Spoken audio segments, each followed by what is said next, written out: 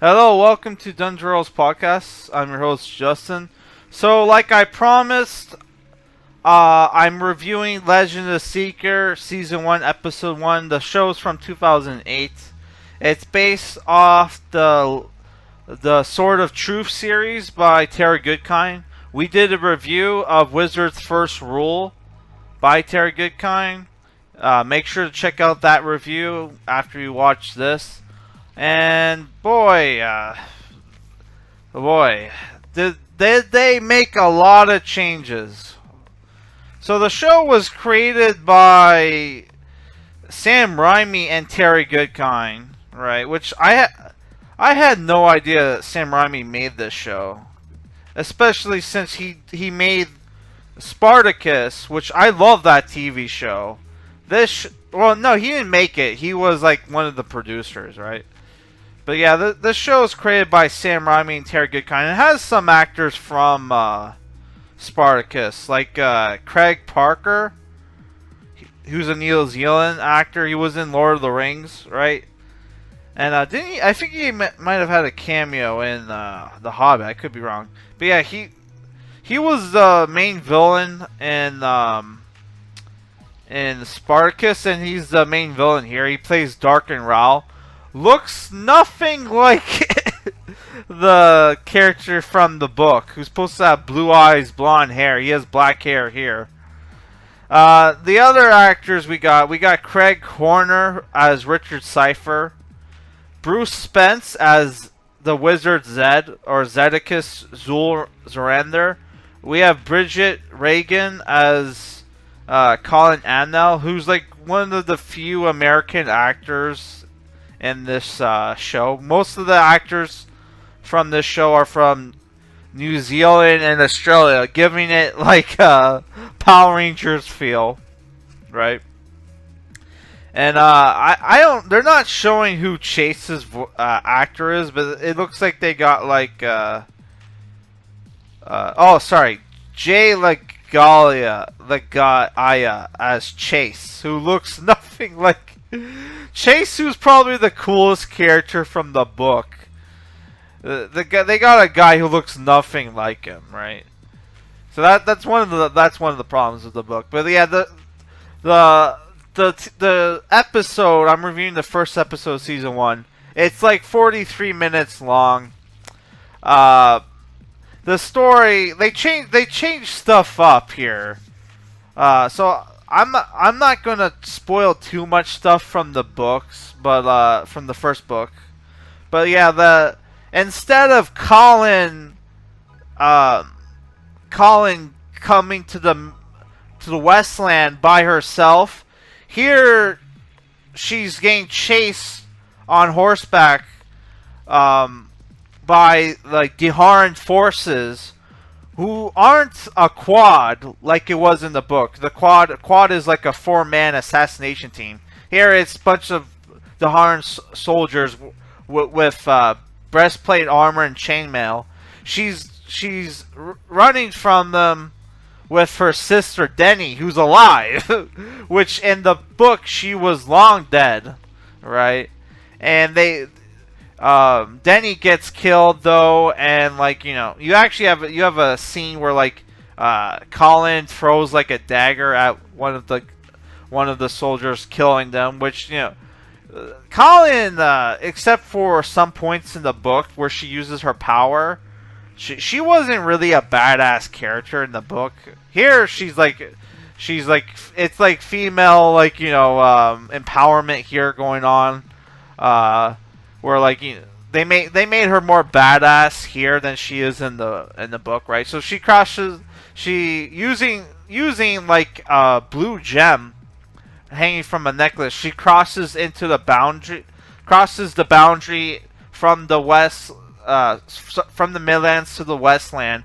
For people who don't know, who haven't watched the TV show or the book, the setting of the TV show is you have 3 lands that are separated from invisible walls until you get close to them, which were created by a wizard to keep like the an evil like force from the east to keep them from like conquering all the lands, which there are only 3 lands: the Westland, where there's no magic; the Midlands, where there is magic; and you have the East, where like you have an evil kingdom ruled by a corrupt sorcerer, right?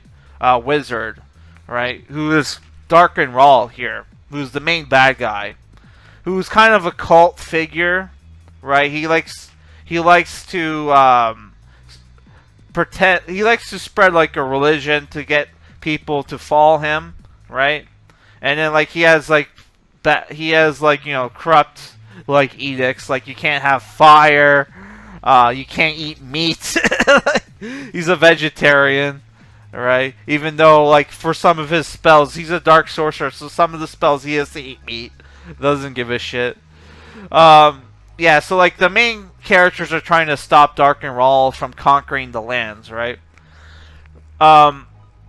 In the book, he's trying to put three magic boxes into play to make himself invincible, and the main characters are trying to stop him from doing that. Here, it's like Colin goes to the Westland to find Zedekis, who's like a wizard, who is supposed to like she wants him to to find the Seeker, which in the book he has to name a Seeker. Here she's trying to find a Seeker, right? Which turns out to be the main character, Richard Cypher, who helps save Colin from the soldiers here. But like, it's all mixed up from the book, right? Here, like she's not grateful at all for for Richard's assistance. She said she would have been fine by herself, even though she can't use her power like multiple times, which we only see her use her power once, right? Which her power is she can basically brainwash people by touching them, right? And becoming her like her minion, right? Which sounds evil, right?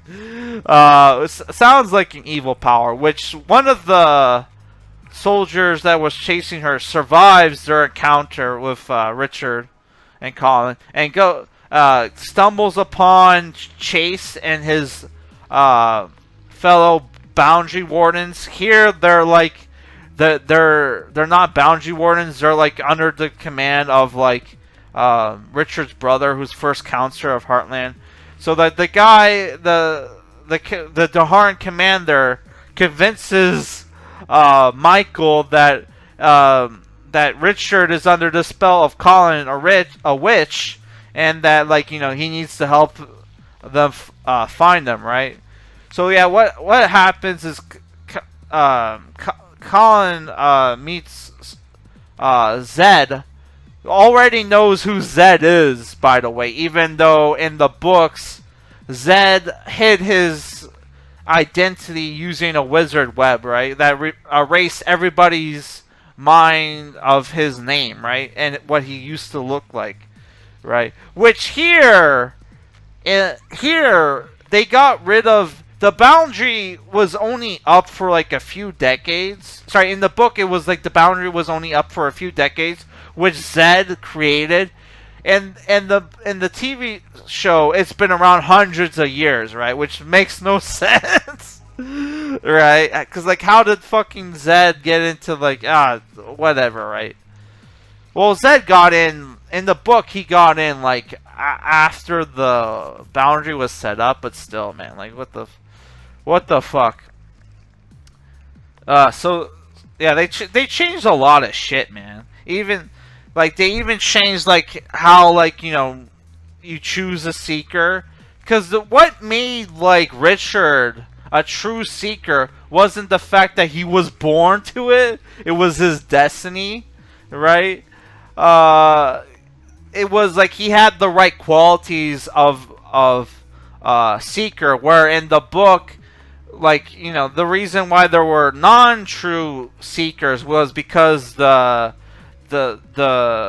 Wizards Council would choose people, would appoint people seeker based on politics, not if they had the right qualities, right? Here, it was Richard's destiny to always become a seeker, right? And then, like, you have the backstory. They changed Richard's origin story, of course, where, like, where he's not, like, I don't want to spoil. I'll spoil this. He's not Zed's grandson. He was like an orphan baby that Zed saved and brought over to the Westland because there was a prophecy and Dark and Rao was killing everybody's firstborn child, which makes no sense. Oh my god. So dumb, man. So dumb. Because, like, there was mention of prophecies in the book, but it was more, like, vague, right? It wasn't like, oh, somebody will be... Like, he wouldn't have known which decade the baby would have been born, right? So dumb, right? And they made the show... They made the story more of a Star Wars ripoff in here, where in the book it wasn't.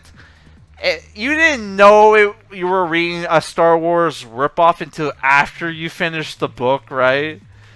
Because, like, here they make they straight up tell you in the beginning, in the first episode, that, oh yeah, George Cypher isn't actually, like, Richard's dad, and that nobody knows who Richard's dad is, even though Zed should know, right? And if you watch the TV show, I'm guessing the reason why they didn't go with a blonde-haired... I don't want to spoil it, but yeah, I don't want to spoil that, but yeah, dude, like, I hate... They fucking changed so much shit, man. It was, like... It was baffling that Terry Goodkind signed off on this shit. Holy fuck. I will say this, like, the fight scenes in the episode was good. Because there wasn't as much action in the beginning of the book, right? But, like, they even introduced a Gar, but the Gar was, like, completely CGI and looked like a gargoyle. Did not look like how it was, like described in the book. Because in the book, it's, like, kind of like, it's basically like a minotaur with wings and, like, with long or short tails, depending on the breed, right? Here, it just looks like a fucking, it just looks like a gargoyle, like I said.